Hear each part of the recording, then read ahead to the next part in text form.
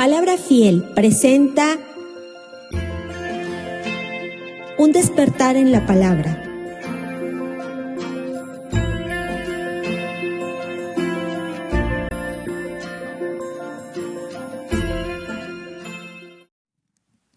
Amén.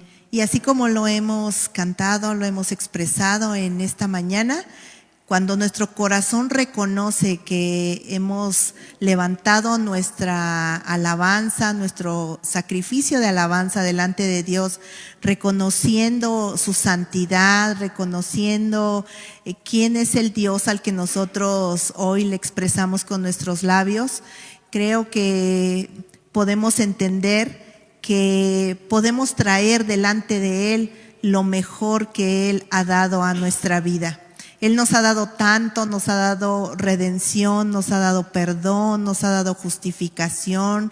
Todos los días Él es el que nos despierta, abre nuestros ojos, nos da las fuerzas. ¿Cómo no agradecerle a ese Dios tantas cosas que Él nos da de manera incondicional y de manera abundante? Así es que nuestro corazón en agradecimiento en este tiempo en el que vamos a levantar nuestros diezmos y nuestras ofrendas, será un tiempo también de honrar a Dios con todo lo que Él le ha dado también a nuestra vida a lo largo de esta semana, a lo largo de este día que tenemos hoy aquí con nosotros, viviendo ese día a día, sabiendo que todo se lo debemos a nuestro Dios. Así es que oremos para agradecer a nuestro Dios. Padre, en esta mañana, Señor, aquí tus hijos presentes, dispuestos, Señor, a entregarte a ti lo mejor que tú le has dado a nuestra vida, Señor. En esta mañana, Padre, queremos traer los diezmos al alfolí, como tu palabra lo dice, traer los diezmos al alfolí y haya alimento en mi casa, y yo haré y que sobre y abunde las cosas cuando Él abra las ventanas de los cielos.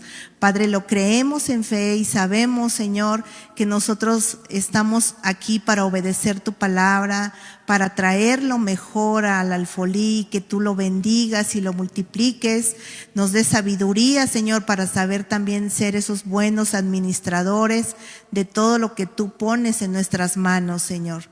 Bendice, Señor, nuestros trabajos, bendice, Señor, las fuentes por las cuales tú pones todo siempre lo necesario en nuestra vida, en nuestras mesas, en nuestras familias, Señor.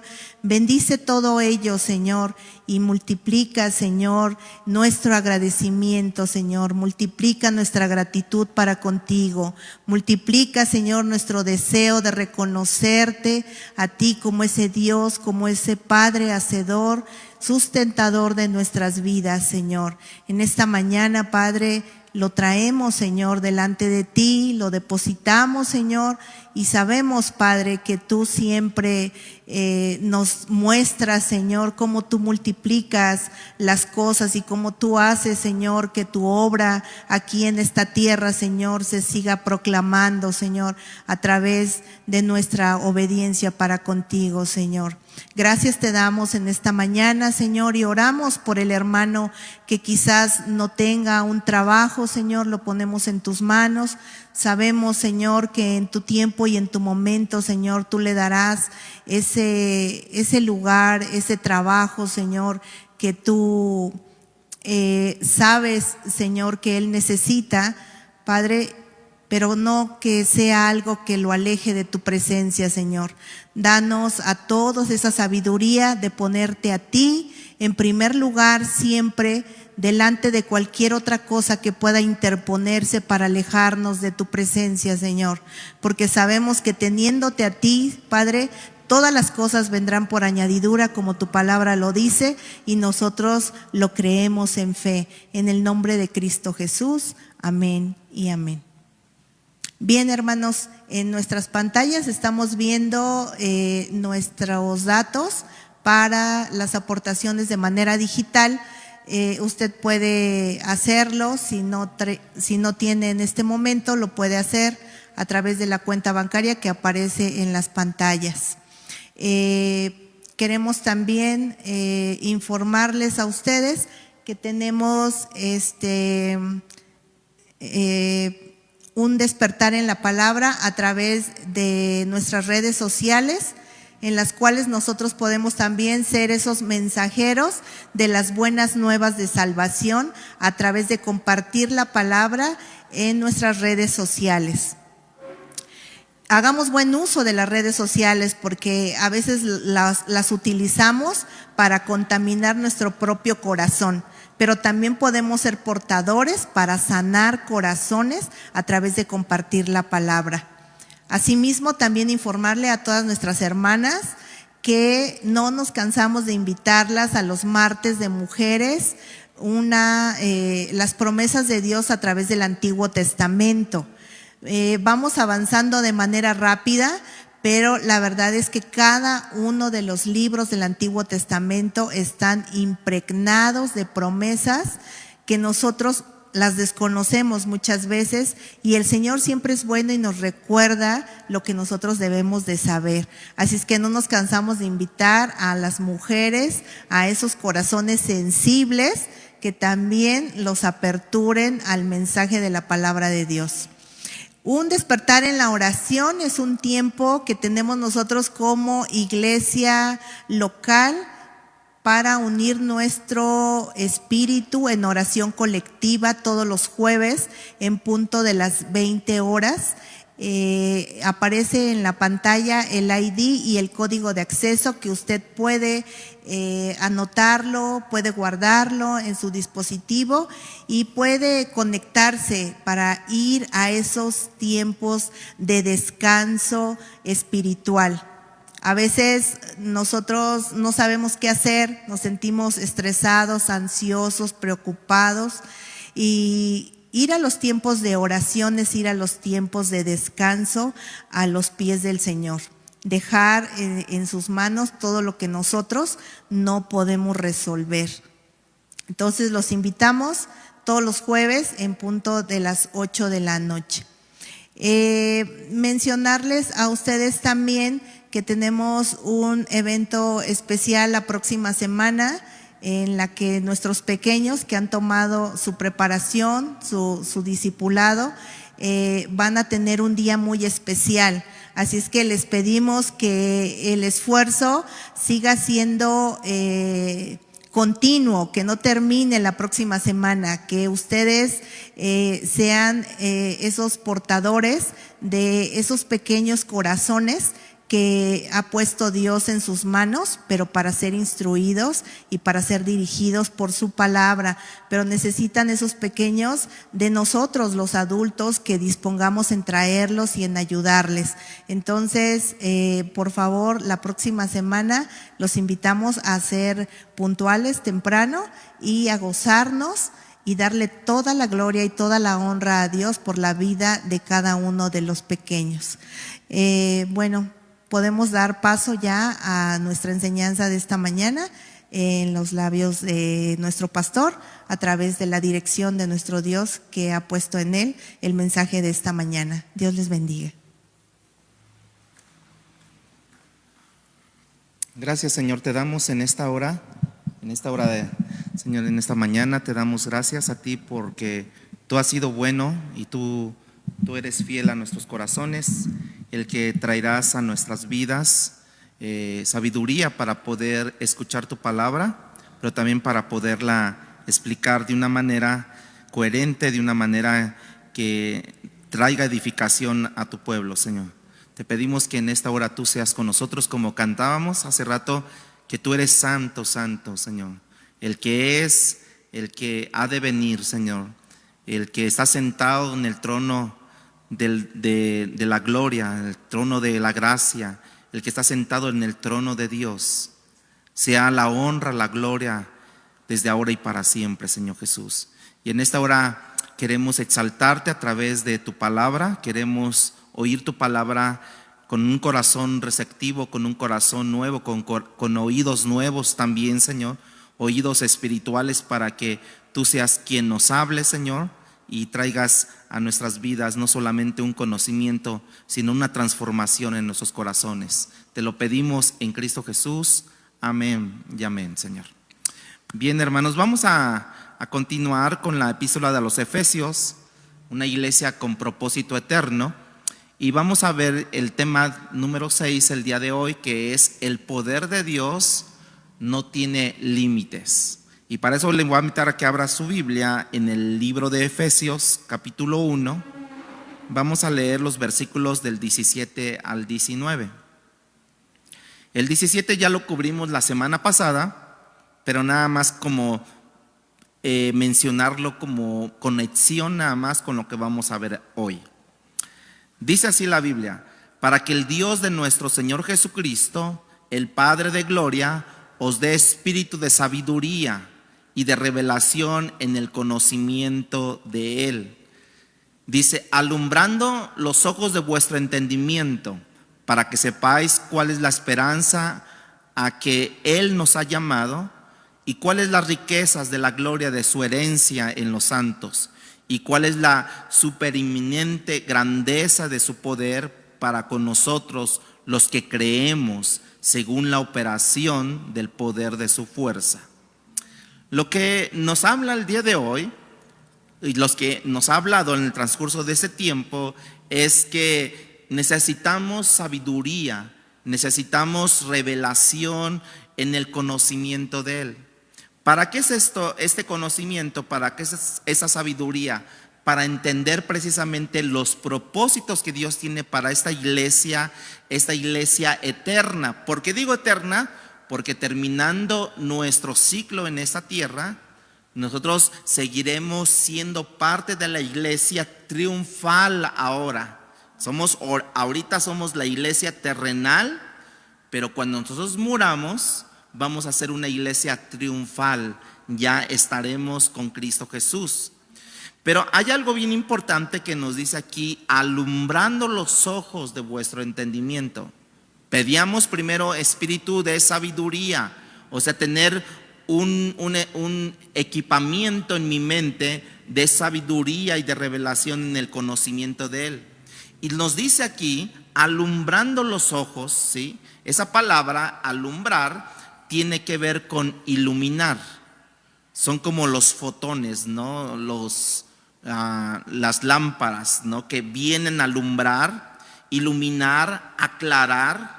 Si usted está en un cuarto oscuro y usted dice: no veo nada, ¿qué hace? Va por una linterna o va por el celular y trae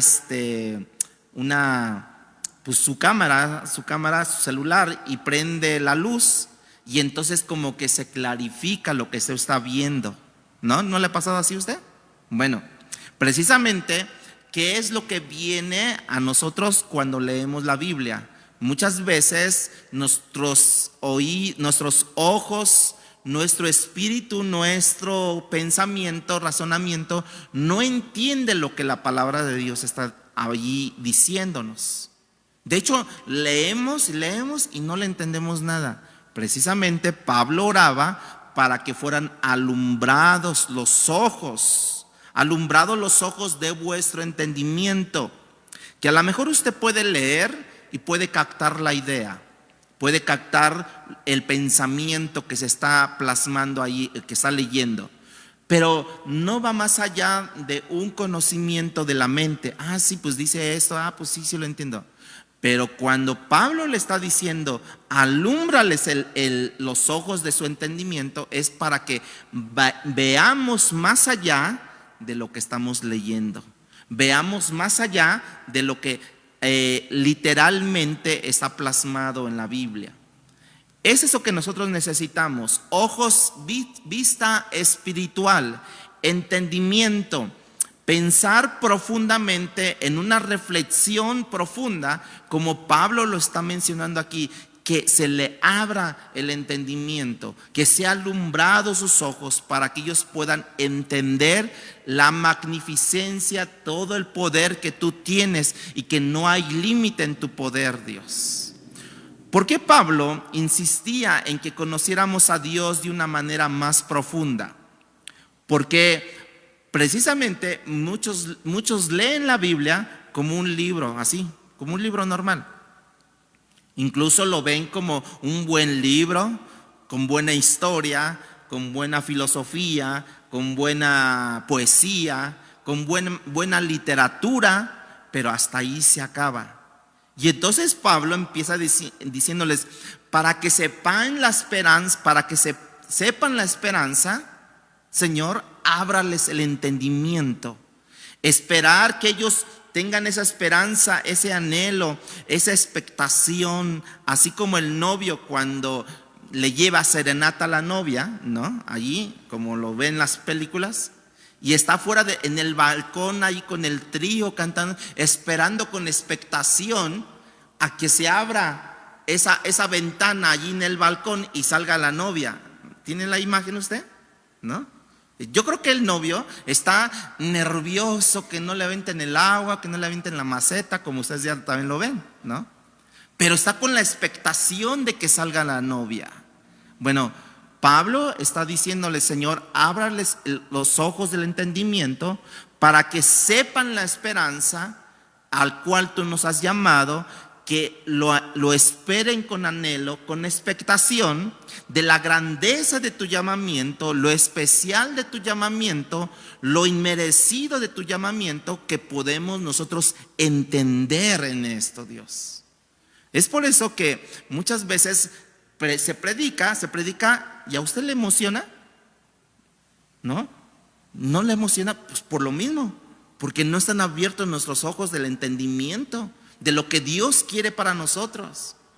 Pero si usted se emocionara, diría, Señor, sí, que esa esperanza siempre esté en mi vida, que esa esperanza siempre esté en mi corazón, ese impulso siempre esté en mi corazón, entonces tendríamos o seríamos otra audiencia. La razón por la que nosotros no vivimos más agradecidos es porque no entendemos todavía el sentido del llamamiento por el cual Cristo nos llamó de las tinieblas a su luz admirable. No hemos entendido. Por eso es que no hay expectación, no hay esperanza. Venimos como cualquier otro lugar, venimos como cualquier otro día más, y no hay una expectación. Yo le voy a recomendar que cuando usted venga de la iglesia, antes de que salga a la iglesia, usted ore a Dios y diga, Señor, háblame en mi corazón, que sean abiertos mis ojos al entendimiento tuyo, que mi corazón te anhele y que vaya allá al lugar a adorarte a ti. Se lo voy a recomendar y hágalo para que usted pueda entender el llamamiento por el cual Dios nos trajo de las tinieblas a su luz admirable. ¿Cómo entender esto? Que Pablo estaba interesado en que conociéramos profundamente a Dios, porque esta esperanza tiene que ver con el futuro del cristiano. Es decir, si tú sabes tu futuro, entonces todo marcha bien. O también tratas de corregir cómo va tu caminar en Cristo Jesús. ¿Cómo va tu caminar en Cristo Jesús? Ahí más o menos. ¿Cómo va tu relación con Dios? Ahí más o menos. O hay que corregir, o dices, vamos muy bien. Voy muy bien en mi relación con el Señor. La gente del mundo quiere acumular mucho dinero para asegurar su futuro. Quiere una buena pensión para ellos sentirse tranquilos en su corazón, decir, pues ya me faltan 3 años, me faltan 5 años y estoy cotizando para que mi futuro, mi pensión, ¿sí?, esté estable. Quieren tener una estabilidad. Y ese es el llamamiento por el cual las riquezas de la herencia que dice Cristo Jesús, eso es lo que te va a dar tranquilidad a nosotros, de la gloria de su herencia para los santos, ¿sí?, como lo dice allí. ¿Y cuáles las riquezas de la gloria de su herencia en los santos? Eso debe de traernos a nosotros tranquilidad, traernos paz a nosotros, que podamos entender que el llamamiento que vino con todo incluido, hermanos, tiene una enorme cantidad de riquezas para nosotros, los santos, que así nos ve Dios. Que usted diría, híjole, más que santo, estás como que te veo medio diablillo y no tanto santo.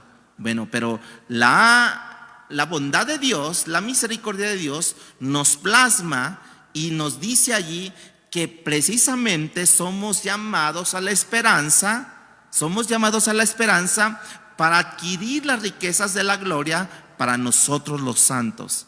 Que podamos entender este llamamiento, hermanos, que podamos ver lo que Cristo viene a nuestras vidas, pero siempre necesitamos que nuestros ojos sean iluminados, nuestro entendimiento tenga la seguridad que tenemos nuestro futuro seguro en Cristo Jesús. ¿Cuántos pueden decir amén, hermanos, a esto? ¿Sí? En Hechos capítulo 23, versículo 6, allí nos habla de la esperanza de la resurrección. No lo busquen, nada más quiero que lo apunte si lo está apuntando. Hechos 23, 6 nos habla de la esperanza de la resurrección, es decir, esperar, un anhelo de expectación, pues nuestra resurrección es nuestra esperanza, hermanos, segura para los que mueren en Cristo Jesús. Alguien me preguntaba hace 8 días, ¿no? Me preguntaban, ¿y cómo es que ahorita dónde están los que mueren en Cristo Jesús? Están con el Señor, me decían, ¿no? Y yo les decía esto, y es lo que yo entiendo, lo que yo he entendido en la palabra de Dios, ¿no? Dice la Biblia que los que mueren en Cristo duermen ahorita, ¿sí? Así como algunos de ustedes están durmiendo ahorita, ¿no? Así duermen en el Señor, ¿no? Están durmiendo.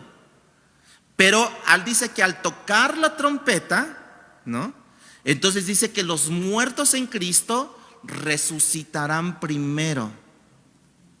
Y luego los que hayamos quedado, o sea, que no hemos muerto, entonces seremos levantados juntamente con ellos en los cielos para precisamente entrar al reino de los cielos. Eso es lo que yo entiendo por parte de la palabra de Dios. O sea que ellos no están con Dios ahorita, pero podríamos decir en una faceta de que dice la Biblia que ellos duermen. Bueno, duermen tanto los incrédulos como los que son creyentes, duermen ellos. Su cuerpo ha caído a la tierra, su alma está en un lugar de reposo, ¿no? Está en un lugar de reposo, dice, pero su espíritu vuelve a Dios que lo dio, ¿sí? Por ahí estamos bien. Pero los que mueren en Cristo y los que mueren sin Cristo están durmiendo.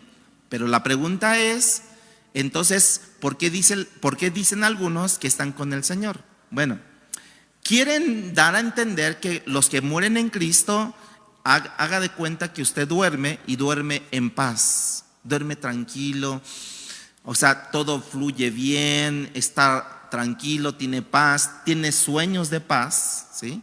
Y está tranquilo. Pero los que mueren sin Cristo, entonces haga de cuenta que usted cuando duerme tiene sueños o tiene pesadillas, que usted se quisiera despertar, pero no puede, ¿no? Bueno, así están los que mueren sin Cristo. Están teniendo pesadillas, están teniendo sueños terribles, o sea, no tienen paz, no tienen paz. ¿Usted ha visto una persona que está durmiendo y que está teniendo como una pesadilla? ¿Y qué hace usted? Como que la toca tantito, ¿verdad? Para que despierte. No le dice, ya despierta. No, lo tocas así leve para que despierte. Y hasta te dicen muchas veces, gracias porque me desperté, que tenía una pesadilla tremenda. Me sentía en el laberinto, me sentía que andaba corriendo allí en el bosque sin saber a dónde. O sea, estaba en desesperación. Bueno, mi interpretación, según la palabra, es que así están los que mueren sin Cristo. No tienen paz, tienen sueños, tienen pesadillas. Pero los que mueren en Cristo son como esos niños que recién nacidos que están durmiendo, y tú más los ves allí, tú dices, pues sí, duermen así porque nada les preocupa, no saben nada. Bueno, los que mueren en Cristo, así es. Vaya lo que dice en 1 Tesalonicenses capítulo 5 versículo 8.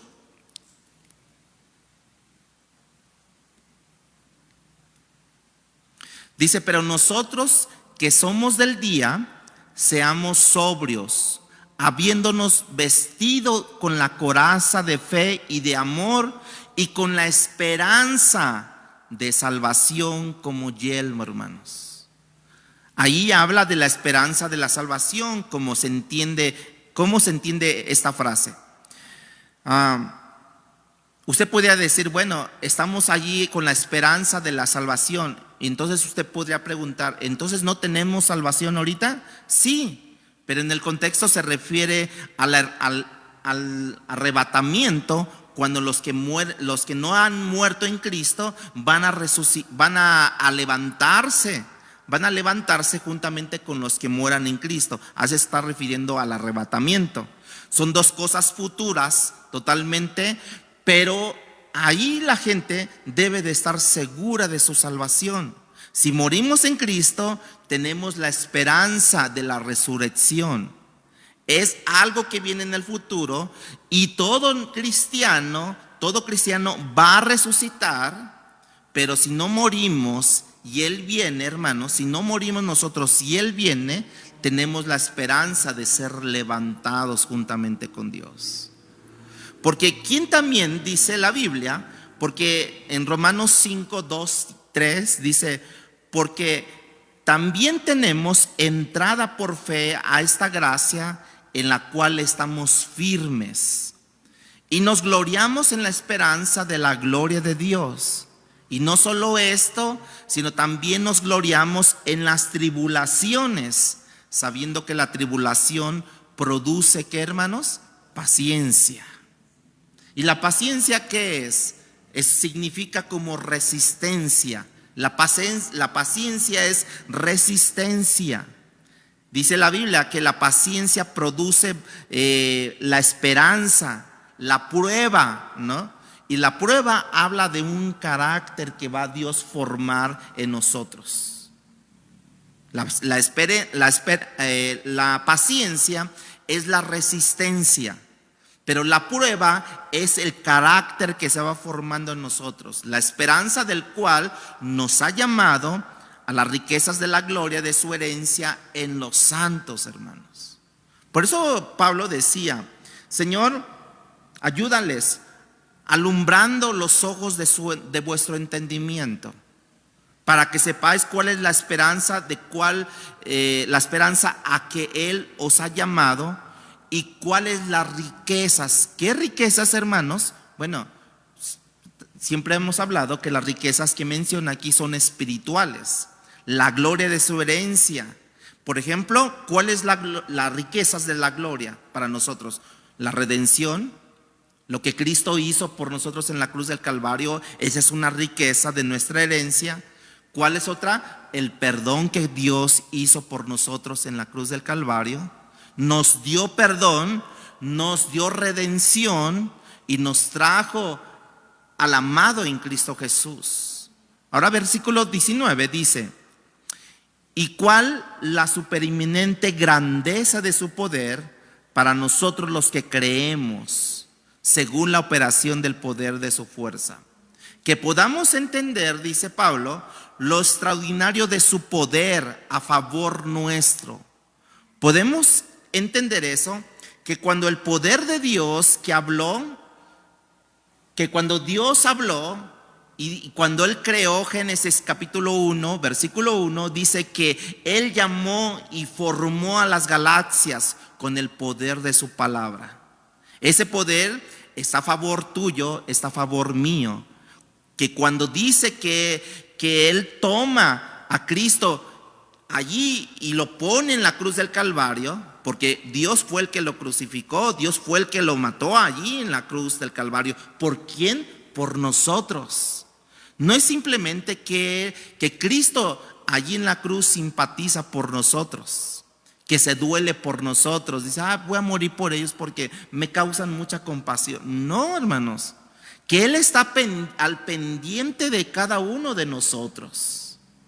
Que el poder que formó el universo, hermanos, que el poder que formó a las galaxias, a los universos, ese poder está a favor de nosotros. ¿Qué te va a preocupar a ti cuando tú entiendes que ese poder que formó todo lo que existe, está a favor de nosotros?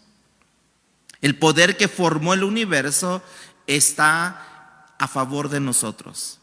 para nosotros los que creemos en Cristo, hermanos. No está hablando que para los ángeles, no está hablando para los incrédulos, sino para los que creen en Cristo Jesús. Ese poder está a favor nuestro, según la operación del poder de su fuerza.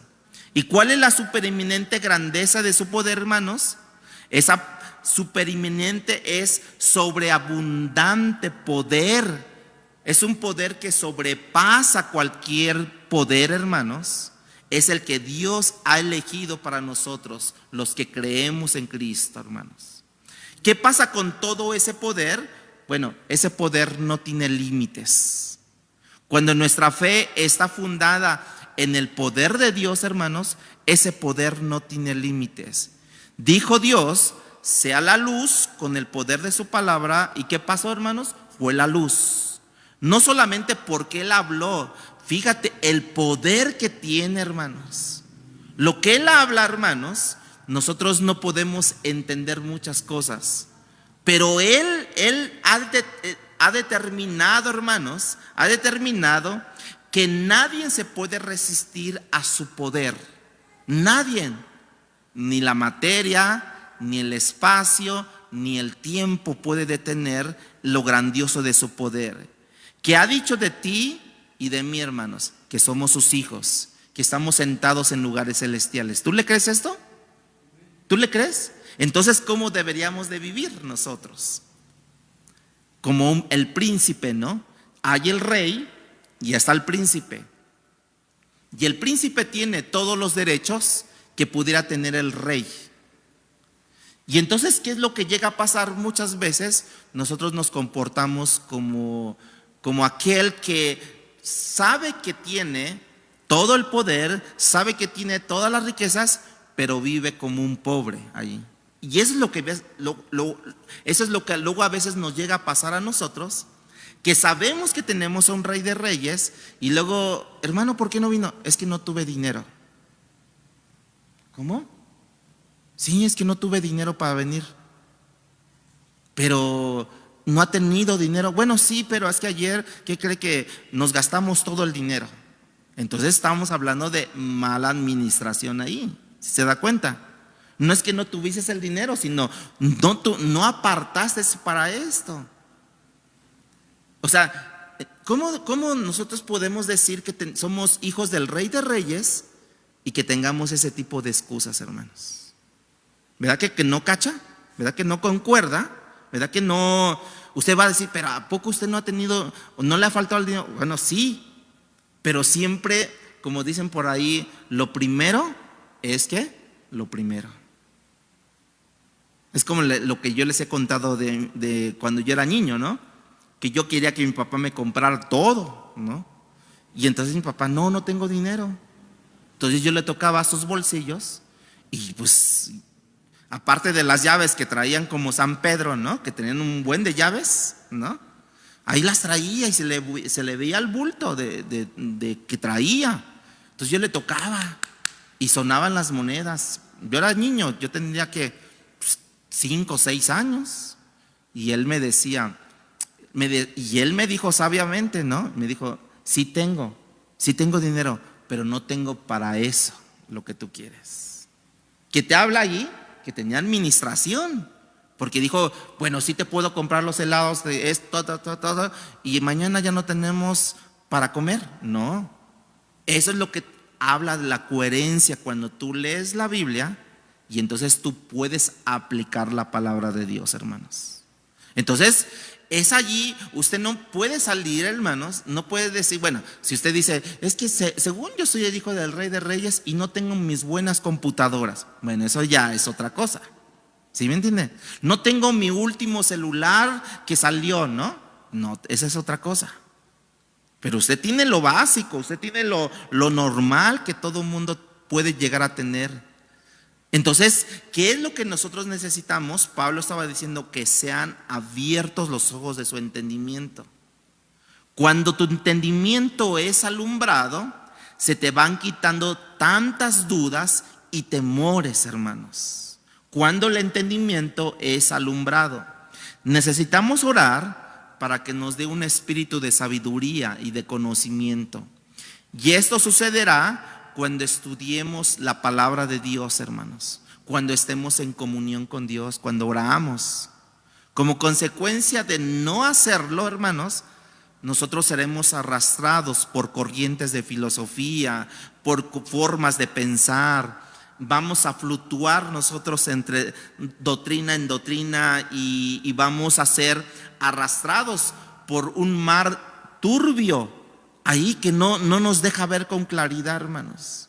Y vamos a poner pretextos sobre pretextos, pretextos sobre pretextos, por no tener comunión con Dios, por no orar, por no leer la palabra de Dios, hermanos.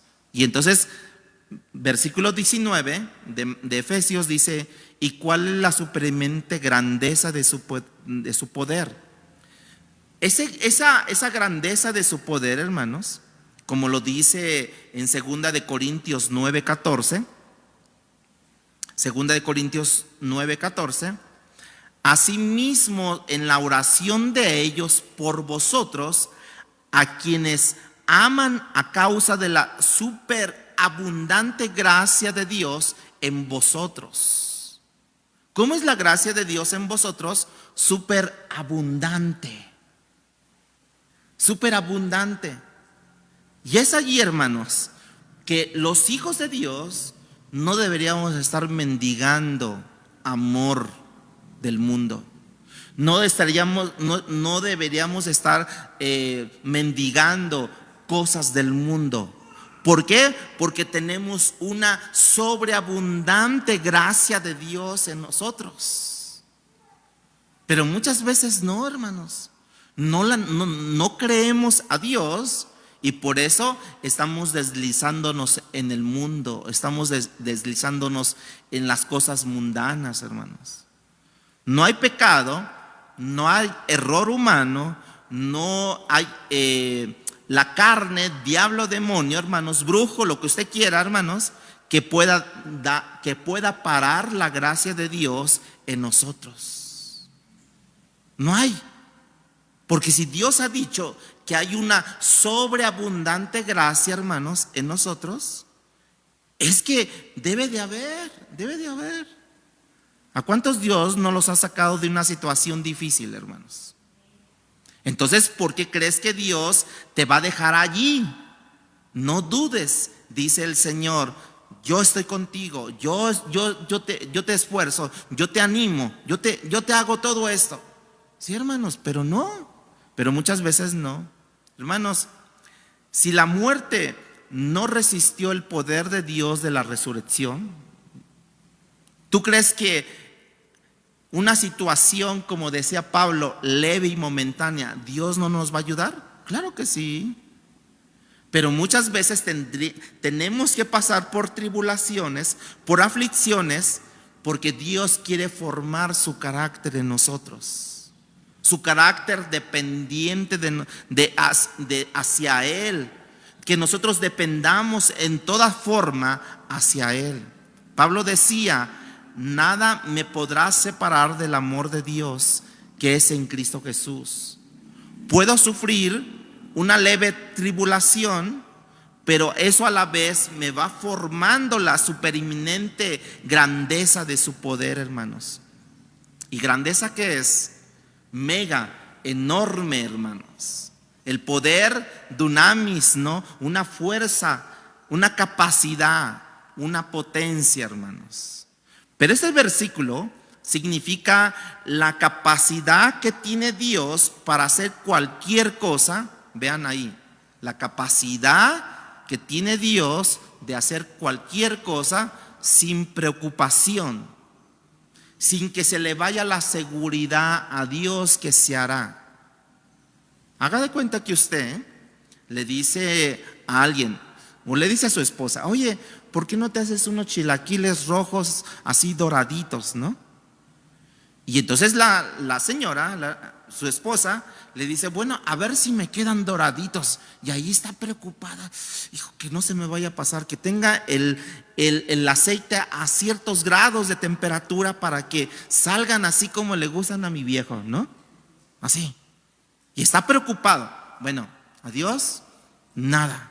Cuando habla del poder, la capacidad que Dios tiene en su poder para hacer cualquier cosa, y la clave está sin preocupación alguna, sin que se le vaya la seguridad de que lo que Él va a ser exacto, va a tener el peso que ha estado destinado para eso, hermanos. No sé si a ustedes les causa seguridad, pero es que es como cuando nuestros hijos, ¿no?, nos dicen: papá, vino la primavera y nos dijo la profe, la Miss, que tenemos que comprarnos un disfraz por el desfile de la primavera. ¿Usted cree que al niño le preocupa que usted no tenga dinero y que se la esté tronando porque no tiene para comer? ¿Al niño le preocupa eso? No, sino simplemente le pasa la indicación: papá, necesito que me compres esto. Y el papá, ay, bien preocupado: pero ¿cómo le voy a hacer con este vestido o con este disfraz? ¿No? Pero el niño no le preocupa. Nosotros deberíamos estar así con Dios. Si Él es ese Dios que tiene la capacidad de hacer cualquier cosa sin preocupación, sin que se le vaya la seguridad a Dios de que lo que Él dijo, así se hará, hermanos, yo debo de reposar en eso y no debería de estar nervioso. Porque si no, entonces si yo estoy nervioso, entonces ¿qué estoy haciendo? Tengo duda de que Dios me vaya a sanar, de que Dios me vaya a levantar, de que Dios me vaya a ayudar en este problema, de que Dios sea mi abogado, de que Dios sea mi doctor, mi médico, de que Dios sea mi ayudador, mi sustentador. Entonces yo tengo duda. Y dice la Biblia que sin fe es imposible agradar a Dios. Moisés, en un momento dado, cuando se presentó ante Faraón, y que dijo Moisés a Dios: y si me preguntaran ¿quién me mandó?, ¿qué yo le voy a contestar, Dios? Y le dijo Dios: si te preguntan, diles que te manda: yo soy el que yo soy. El yo soy te envía. El que existe en sí mismo es el que te envía. El que no tuvo principio ni fin, el que es y el que será. Ese es el que te envía. Y hermanos, dice la Biblia que Jesucristo es el mismo ayer, hoy y por todos los siglos, hermanos. Y aquel que es no nos dejará, hermanos, sino su poder siempre estará mirando nuestras vidas para socorrernos, para ayudarnos. Ese poder de Dios no ha disminuido. Su amor es inalterable, hermanos, inagotable su amor de Dios. Entonces, ¿por qué tememos nosotros? ¿Por qué tememos ante las circunstancias? ¿Por qué tememos con lo que vemos nuestros ojos naturales? Si Dios nos invita a que nosotros veamos las cosas espirituales. Es cuando el siervo, ¿no?, de Elías, que en este caso era Eliseo, ¿no?, venían unas batallas fuertes allí, y el siervo de Eliseo, que era otro, tenía grandes problemas porque veía a los soldados por allá, veía a todos los enemigos por allá, ejércitos, y entonces tuvo temor. Y dice la Biblia que le dijo: es que no debes de ver allí. ¿Por qué tienes temor? Porque no has estado con Dios, porque no has estado en comunión con Dios. Dice: ve y ponte cuentas con Dios, órale a Dios, y para que sean abiertos tus ojos. Y dice que cuando él volvió y vio a los ejércitos, pero también vio que huestes celestiales eran un ejército mayor que sus enemigos, hermanos. Necesitamos ver con los ojos de Dios. Ayer decía el presidente de El Salvador, ¿no?, hablando de la seguridad. Ustedes más o menos tienen la idea de lo que ha pasado en El Salvador. Y decía que no fue fácil eso, tener la seguridad y tener la aprobación de la población. El 90% de la aprobación tenía. Pero todo eso radica porque él erradicó la delincuencia a más no poder, hermanos. Y entonces pone ejemplos de México, de Guatemala, de Brasil, y dijo, es que en realidad se puede hacer. Yo sé que El Salvador es más pequeño que México, El Salvador es más pequeño que Brasil, pero pueden hacerlo por estados, la seguridad, y tienen que ir avanzando. Pero alguien dijo, es que no se puede porque el gobierno está metido en eso. ¿Sí o no? Entonces nosotros, ¿qué? ¿Con quién estamos metidos? ¿Con la duda y con la fe? No podemos. O es duda o es fe. O camino por la duda, camino por la incredulidad, o camino por fe. ¿Cómo debo de caminar, hermanos? En la incredulidad, ¿no? Hermanos, aquel que es poderoso, ¿para qué? Para guardarnos, para preservarnos sin caída, como lo dice la Biblia. Ahora, esta palabra sin caída habla sin pecado. Y usted podría decir, pero si seguimos pecando, sí, la carne nos jala, hermanos, pero dice la Biblia que si confesamos nuestro pecado, dice que Él es fiel y justo para perdonarnos. Sin pecado, cuando tú recibiste a Cristo y creíste en el sacrificio de Jesús, hermanos, Él nos perdonó todos nuestros pecados pasados, presentes y futuros. Pero usted podría decir, bueno, entonces voy a pecar porque ya tengo mis pecados futuros perdonados. No, eso ya es hacerlo con malicia, eso ya. ¿Por qué? Porque no es así como Dios lo aplica. Yo te he perdonado. El sacrificio de mi Hijo en la cruz fue por tus pecados pasados, presentes y futuros. Pero no quiere decir que yo de una manera deliberada yo pueda pecar contra Dios. ¿Qué significa esto? Que no hay pecado que te arranque de las manos de Dios.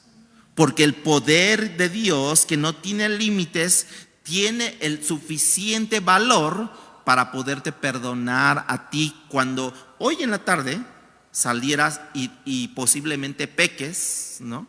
Y si tú vas en arrepentimiento a Dios y le dices, como dice Juan, ¿no? Abogado tenemos en Cristo Jesús para que Él nos perdone. ¿Tú crees que Cristo es poderoso para guardarte, hermano?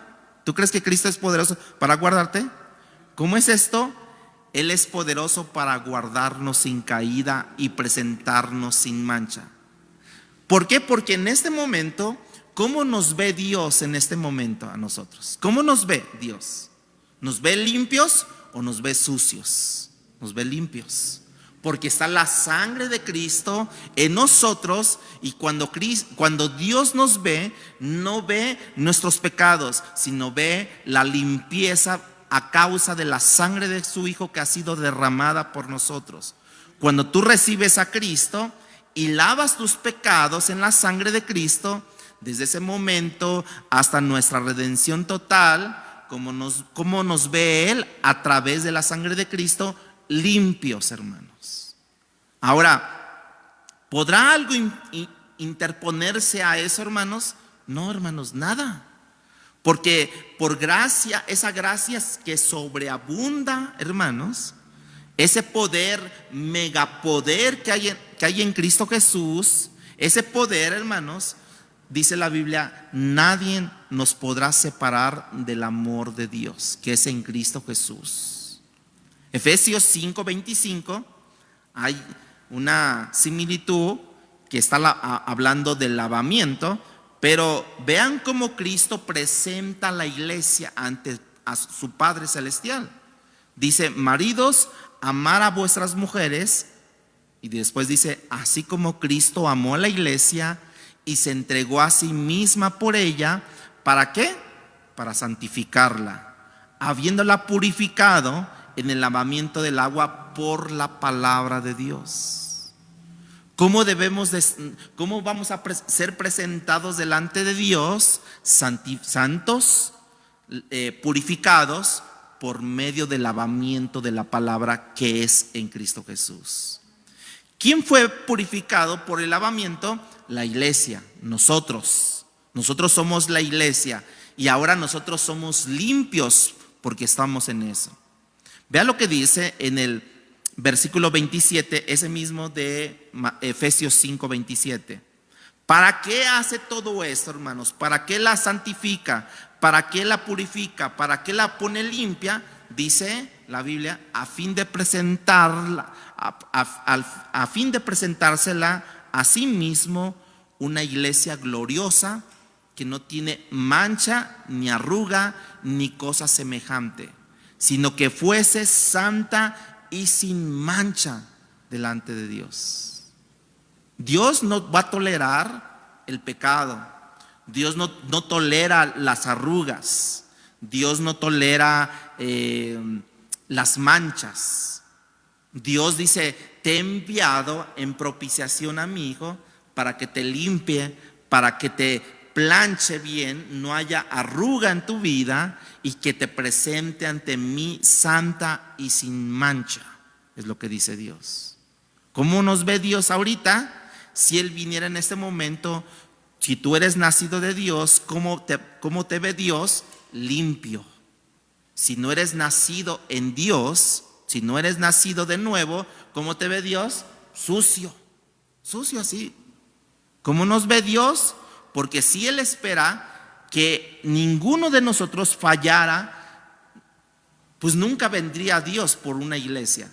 Pero mandó a su Hijo Jesucristo para limpiarnos, y que ese Jesucristo nos presenta ante el Padre limpios y sin mancha. Es por eso que es verdad en Cristo Jesús, hermanos. Entonces nosotros, diga usted, hermano, juntamente conmigo: yo estoy limpio en Cristo Jesús. Dígalo. Y no lo diga en una forma positiva, sino también procure estar limpio en Cristo Jesús. Usted, ¿no? Aquí no es positivismo, aquí es una verdad, pero cabe mencionar que esa verdad va caminando con nosotros en la veracidad de que yo soy limpio. ¿Cuántos se bañaron en esta mañana antes de venir aquí? ¿Cuántos se bañaron?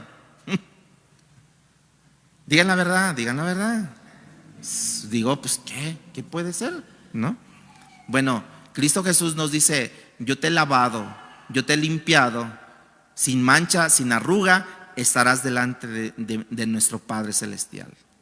Pregunta, hermanos, cuando Pedro negó a Cristo, hermanos, el que Pedro negara a Cristo, ¿eso ya lo separó de Dios, hermanos? ¿Lo desarraigó de la voluntad de Dios? ¿No? ¿Su error de Pedro? No, ¿verdad que no? Ahora, Judas, cuando traicionó a Jesús, ¿se desarraigó de Cristo, hermanos? Según la Biblia, sí. Esos son diríamos que los que se desarraigan, precisamente esos son los desertores, que tú los ves en las iglesias y de repente ya los ves en el mundo. Ya los ves con mujeres, o en este caso los hombres. Ya los ves con hombres, en este caso las mujeres. Y andan allí toda su vida en perdición, que terminan con terminan en la calle y demás cosas. Pero muchas veces han abusado de la gracia de Dios, todo esto. Hay una famosa pastora, pastores, pero hay en específico la esposa le pidió el divorcio al esposo, y estamos hablando de mega iglesia, hermano, allá en Miami, una iglesia grandísima, ¿no? Y le pidió el divorcio. ¿Pero por qué? Porque Dios me ha hecho libre, así dijo la señora, ¿no? Por eso digo señora, no digo hermana, ¿no? Dios me hizo libre y Dios ya me quiere separar de ti. Bueno, ¿y ahora qué? Bueno, se salió de esa iglesia, de esa mega iglesia, y abrió su propia iglesia. Pero Dios ya tenía un varón preparado para ella en esa otra iglesia. Y les dijo a la audiencia: Dios me ha dicho que yo debo de estar bajo sujeción con mi nuevo esposo. Yo lo amo. O sea, y tú dices, bueno, sí, no sé qué señor le haya dicho, ¿no? Pero ella dijo que señor. Bueno, y se estaban disputando millones de dólares, porque esa iglesia, esa mega iglesia, era de millones de dólares. Se estaban disputando, no sé qué arreglo llegarían. Ella ya se abrió, ella es profeta, y entonces su esposo ahora era profeta también. Y el esposo, tú lo oyes hablando ahí, tiene la voz ronca así como de profeta, ¿no? Y tú dices, wow, bueno, a ver qué pasa. Bueno, no pasaron, creo que ni un año duraron casados, porque se casaron, y ahora le pidió ahora a este nuevo el divorcio. Y le dijo, me ha dicho el Señor que te entregue la carta de divorcio, y ahora ya la ven en la mega iglesia, ahora ya regresó. No sé, o sea, hermanos, y esto es lo que dice la Biblia, Proverbios 24:16. Y de ahí se excusan esas personas. Porque 7 veces cae el justo. O sea, ya fueron 2 veces para ella, ¿no? Le faltan 5. Parece gato, ¿no? Tiene cuántas vidas, ¿no? Y dice, porque 7 veces cae el justo y vuelve a levantarse, mas los impíos, ¿qué dice? Caerán en el mal. La palabra caerán o caen, ¿no? Viene de apartarse, de los que son desarraigados. ¿Sí, hermano? Caer, desmayar, faltar. ¿Por qué? Porque cuando eres un hijo de Dios, Dios no te va a dejar en la lona. Sí, ciertamente nosotros podemos caer, ¿no? Pero Dios no te va a dejar ahí en la lona. Dios te va a levantar. Pero ya cuando tú dices, Dios me dijo que te entregue carta de divorcio, Dios me dijo que ahora este hombre es el varón para mi vida, que me va a ayudar y que mi ministerio va a crecer y que vamos a florecer, y ahí empiezan a hablar en lenguas, ¿no? Según ellos. Tú dices, ¿hasta dónde va a caer todo esto, hermanos? Por eso dice la Biblia que esta superinminente grandeza de su poder es para quienes, para los que creemos en Dios. Pero no solamente es creer, no solamente es creer en la Biblia, sino es vivir la Biblia, hermanos. Yo no estoy diciendo que no vayamos a fallar, sí, porque tenemos ese fiel y justo para perdonarnos, que es Cristo Jesús. Pero ya cuando tú dices, Dios me dijo, ¿no? Dios me dijo, Dios ha estado en silencio. Él ha estado en silencio. Pero ¿quién le cree? Hermanos, miles de personas les creen a ellos. Miles de personas les creen. Entonces, ¿cómo estamos, hermanos? Nosotros, los que creemos en Cristo, estamos súper protegidos, mega seguros en Cristo Jesús, porque Cristo resucitó por el poder del Espíritu, hermanos, y ese poder de Dios, hermanos, ¿podrá alguien o algo interponerse al poder de Dios? Nadie, hermanos. Con razón los cristianos, los primeros cristianos, vivían como vivían, con el conocimiento de la grandeza del poder de Dios, el cual actuaba de una manera poderosa, pero hermanos, de una manera poderosa porque creían en Dios. Se sometieron al escrutinio de Dios, de decir, allí esperen en Jerusalén hasta que venga la promesa del Espíritu de Dios. Ellos creyeron en eso, y entonces el mismo Espíritu empezó a actuar en ellos, y entonces empezaron a predicar la palabra de Dios. ¿Cómo va a actuar el poder poderoso de Dios, hermanos, para suplirte las necesidades si no creemos en Dios? Si nosotros dudamos en Dios. Muchos dirán, Dios, no me escuchas tú, no escuchas mis oraciones. Y en parte tienes razón, porque sin fe, dice la Biblia, es imposible agradar a Dios. Cuando no hay la fe suficiente, entonces esto pasa. Y muchos quieren recibir y no le han dado el lugar a Dios, creyéndole a Él, que Él tiene todo el poder. Lo peor que un cristiano puede hacer es no creer en Dios, hermanos. Puedes creer en su salvación y puede tener fe, pero cuando es metida a presión la fe, hermanos, ahí es donde ya muchos tuercen. Porque Dios, si tú eres poder, pero creo que te voy a echar una ayudadita porque veo que no está el poder en ti, mucho poder en ti. Entonces yo me meto y nomás cuando la riego más yo, hermanos. Romanos capítulo 1, versículo 16. ¿Por qué les digo esto? Porque regamos muchas cosas, las regamos nosotros. Y dice Romanos 1:16, Pablo lo dice: porque no me avergüenzo del evangelio, porque es poder de Dios para salvación a todo aquel que cree, al judío primeramente y también al griego, al gentil, a nosotros, ¿no? Como lo cantábamos al principio, ¿no? No me avergüenzo del evangelio, como es poder de Dios, ¿no? La iglesia, muchas iglesias están llenas de simpatizantes, hermanos. Se avergüenzan del evangelio. ¿Ustedes creen que eso honra a Dios? No. ¿Qué decía Pablo? Porque no me avergüenzo del evangelio, porque es poder de Dios. ¿Para qué? Para salvación. Tiene suficiente poder el evangelio para salvación. El evangelio es poder en sí mismo, hermanos, de hacer nacer de nuevo a una persona, de arrancarnos como nos hizo a nosotros, de arrancarnos del poder de Satanás y traernos a la luz admirable, hermanos. Es más fuerte ese poder, hermanos. Es que, hermano, usted no conoce mi situación. Es que mi esposo, mi esposa no se puede convertir. Es que es tan duro, tan dura, que se me hace que Dios no puede cambiarle. Uy, ¿no?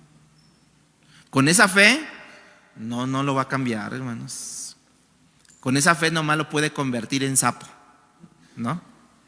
No me avergüenzo del evangelio. Mira, si tú crees que la palabra tiene poder, no va a pasar. Si tú no crees que la palabra tiene poder, hermanos, no va a pasar absolutamente nada. Y vas a hacerlo en tus fuerzas. Y tú crees que en tus fuerzas lo vas a lograr. No, lo vas a regar más. Es como un hermano me decía: es que mi esposa no es bien dura, que mi esposa no quiere entender, mi esposa. Entonces yo le dije a este hermano: ya no le digas nada, ponte a orar a Dios.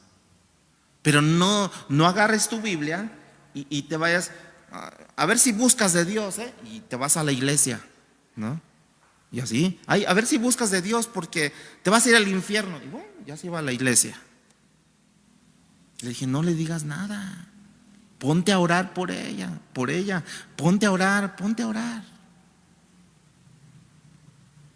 Y bueno, Dios ha empezado a hacer la obra. Dios ha empezado a llevar lo que Él quiere, no. Lo que Dios quiere, sí. Y es que ahí es donde nosotros nos desesperamos. Queremos en nuestros tiempos, en nuestras formas. Y no, Dios no trabaja así, hermanos.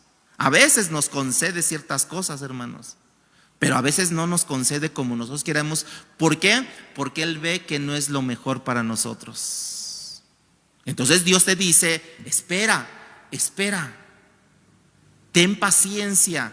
¿Y la paciencia qué es? Dijimos resistencia. Resiste. Es que Dios se queda ahí durmiendo y yo me tengo que hacer del desayuno, se queda durmiendo y me tengo que ir a tu casa. Tú háztelo, síguetelo haciendo. Resiste. Porque dice la Biblia: a su tiempo segaremos. Si no hubiésemos, ¿qué? Desmayado. Hebreos 1:13. Hebreos 1:3 dice: el cual, siendo el resplandor de su gloria y la imagen misma de su sustancia, y quien sustenta, ahí vea la palabra ahí, y quien sustenta todas las cosas con la palabra de su poder, habiendo efectuado la purificación de nuestros pecados por medio de sí mismo, se sentó a la diestra de la majestad en las alturas. ¿Quién fue ese? Cristo Jesús. Cristo sustenta todas las cosas con la palabra de su poder, hermanos. Con la palabra de su poder, hermanos. Es como suceden las cosas. Imagínense, el que sustenta todas las cosas, visibles y no visibles. Haga de cuenta que yo agarro, es un ejemplo, ¿no? Un ejemplo, usted sabe que a una acción hay una ¿qué? Una reacción. Y haga de cuenta que yo voy a tomar un trompo, ¿no? Y entonces yo le doy al trompo. ¿Sí lo saben jugar? ¿Lo han visto, no? Por lo menos lo han visto jugar. Enrollas la cadenita o bueno, todo eso. Y entonces lo avientas con gran fuerza. Y entonces el trompo empieza a girar. Y hay unos que son muy buenos, ¿no?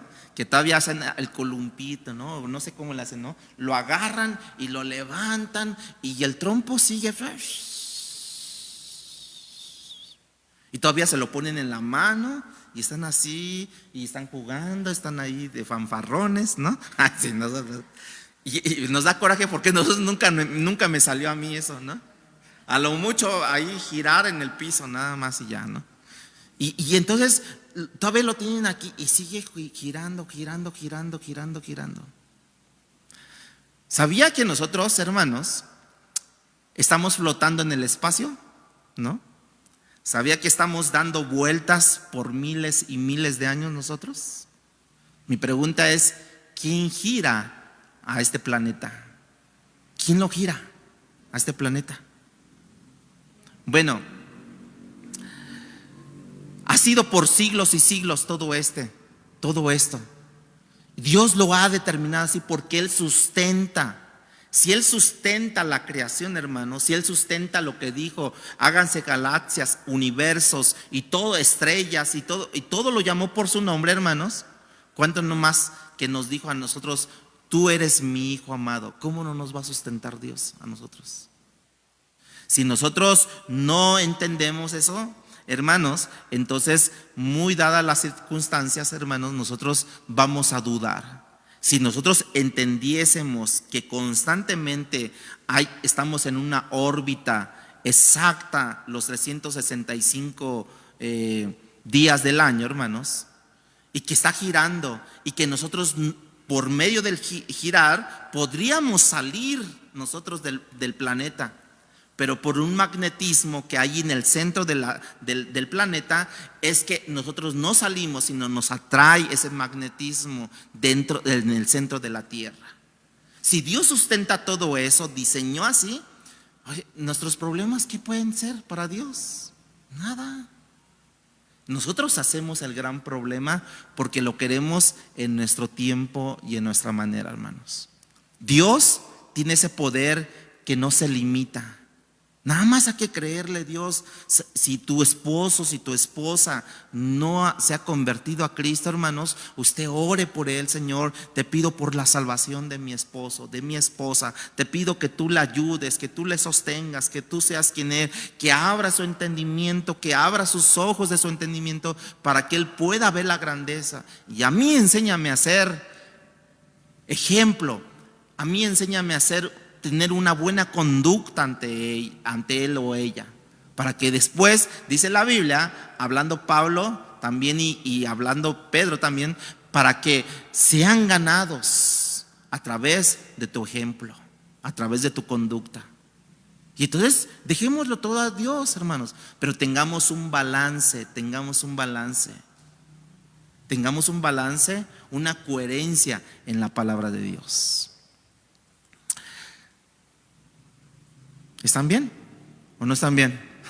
¿Sí? ¿Están bien? Ok. Vamos a terminar, vamos a orar a Dios. Vamos a pedirle a Dios que nos ayude a entender ese poder que no tiene límites, ese poder que en un momento dado nos hace entender a través de su palabra la grandeza de ese poder, hermanos. Si usted tiene dudas de ese gran poder de Dios, que puede salvar, que puede sanar, que puede restaurar, que puede levantar, hermanos. Si usted tiene dudas de ese poder, yo le digo el día de hoy, el poder de Dios no tiene límites ni se acaba. El poder, ese mismo poder que levantó a Cristo de entre los muertos, es el poder que actúa el día de hoy, hermanos. Pero necesitamos creerle, creer. Por eso Pablo decía que sean abiertos nuestros ojos del entendimiento de tu palabra, para que cuando vengan estas pruebas, estos desiertos, estas leves y momentáneas tribulaciones, podamos decir: Señor, ese mismo poder que actuó en tu Hijo Jesucristo es el mismo poder que puede actuar en este día, Dios. Pónganse de pie, hermanos. Señor, enséñanos a ver ese poder, ese alto poder, ese mega poder, ese ultra poder que tú tienes, Dios. Muchas veces nuestros ojos ven las cosas materiales, ven las cosas de este mundo, pero nos has llamado precisamente de ese mundo, de las tinieblas, para que sean nuestros ojos abiertos para poder ver la grandeza de tu poder, Dios. Pero aún así seguimos dudando, seguimos conformándonos con lo que el mundo nos ofrece, que nos desvía la mirada de ti, Señor, que nos tapa la grandeza de tu poder, Dios, que empaña nuestra visión para no ver totalmente ese poder maravilloso que tú tienes para con nosotros, Dios. Te pido, Señor Jesús, que pongas tu gracia de poder en cada uno de nosotros, Dios.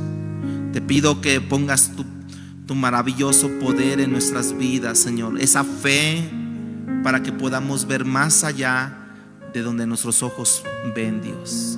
Ayúdanos, Padre Celestial. Si tú estás carente de esa fe, dile, hermano, dile, hermana: Señor, dame de tu fe, Dios. Porque he escuchado que sin fe no te puedo agradar, Dios. Dame de esa fe. No es promovida por un ser humano la fe, sino es promovida por Dios. Dice Santiago que si tenemos falta de fe, se la pidamos a Dios. Falta de sabiduría, se la pidamos también a Dios. Falta de gracia, se la pidamos también a Dios. Señor, ayúdame, Señor Jesús, a tener esa fe suficiente para que cuando hable de tu palabra, cuando predique tu palabra, cuando la comunique con amigos, con compañeros, con vecinos, tu palabra, Dios, hable tu palabra con la fe, porque, Señor, este evangelio, Señor, tiene poder para salvar, Dios. Tiene poder para salvar hasta el peor de los hombres, si pudiéramos decirlo así, Dios. Porque estando en el mundo todos somos peores. Todos. No hay más, no hay menos. Todos somos peores porque estamos en conflicto contigo, Dios. Porque estamos en desacuerdo contigo, Dios. Pero cuando tu gracia y tu poder del evangelio viene a nuestras vidas, nos hace aceptos en el amado, en Cristo Jesús, Dios. Y podemos entrar a tu presencia y podemos adorarte, Señor Jesús. Y ese poder se expande, se despliega en nuestras vidas para que lo veamos de esa manera y no tengamos carencias de nada, Dios. Habrá tribulaciones, habrá escaseces, pero todo lo pondremos en tus manos y confiaremos en ti, Señor. Confiaremos porque tú quieres, Señor Jesús, seguir tratando nuestro corazón. Tú quieres seguirlo haciendo conforme a ti, Dios, nuestro corazón. Sigues formando tu carácter en nuestras vidas, Dios. Ayúdanos y sosténnos en tu gracia bendita. Te dejo a tu pueblo, Señor. Te dejo a tu iglesia, Señor, aquella que a precio de sangre la lavaste y la has declarado limpia ante el Padre Celestial. Amén. Amén.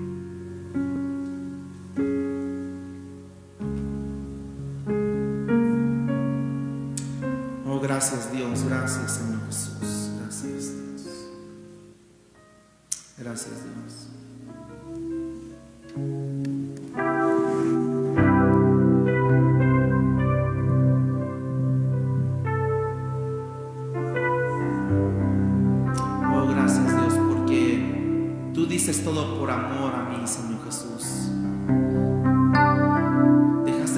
pasado allí en la cruz, Dios.